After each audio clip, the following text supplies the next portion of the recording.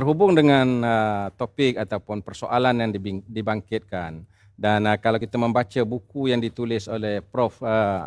Emeritus Kamal Hassan itu banyak membicarakan soal perkara yang asas, yang dasar, yang perlu diketengahkan.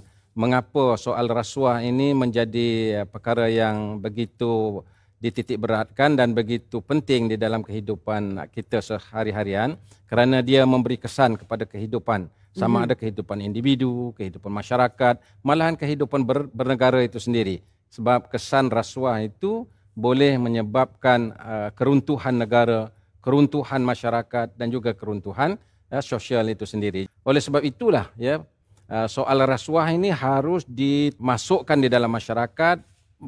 Proses pendidikan itu amat penting. Saya melihat sistem pendidikan kita sekarang ini tidak begitu menitik beratkan dalam soal ataupun membicarakan secara mendalam dan tuntas perkara yang berhubung dengan soal rasuah ini.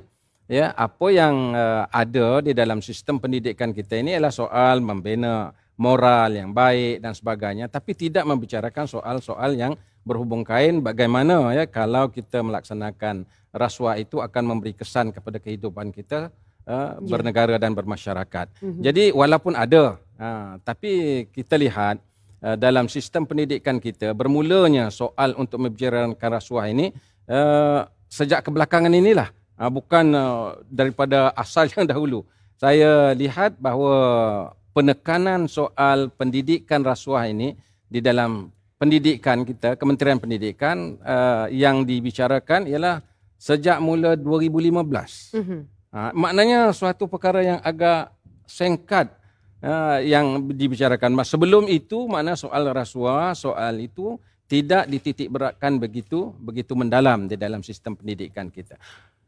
Yang kedua saya melihat bahawa walaupun ada soal pendidikan rasuah kepada masyarakat, tetapi tidak ada satu silibus yang menekankan di dalam kurikulum, di dalam kursus-kursus sama ada di peringkat rendah, menengah ataupun universiti.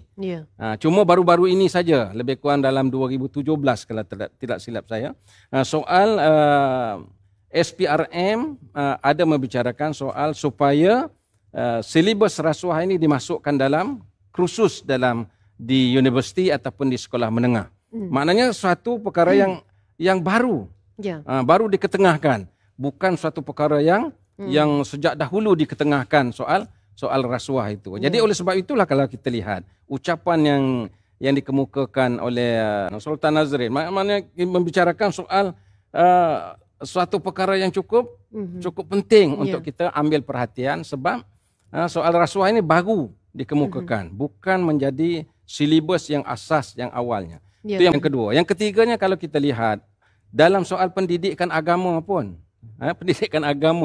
tidak juga menekankan soal-soal berhubung kait dengan soal rasuah ini. Misalnya dalam soal daripada awal hinggalah ke universiti, sistem ataupun silibus ataupun kurikulum pendidikan Islam itu telah dikotakkan ataupun dibagikan. Soal fiqh, soal usuluddin, soal akhlak itu sudah berbeza. Kadang-kadang soal usuluddin dengan fiqh tidak hubung kaitkan dengan soal akhlak. Jadi ini menyebabkan soal rasuah ini sudah menjadi berakar umbi dalam masyarakat, sebab soal silibus ataupun soal pendidikan itu tidak dititik beratkan sungguh-sungguh kepada masyarakat.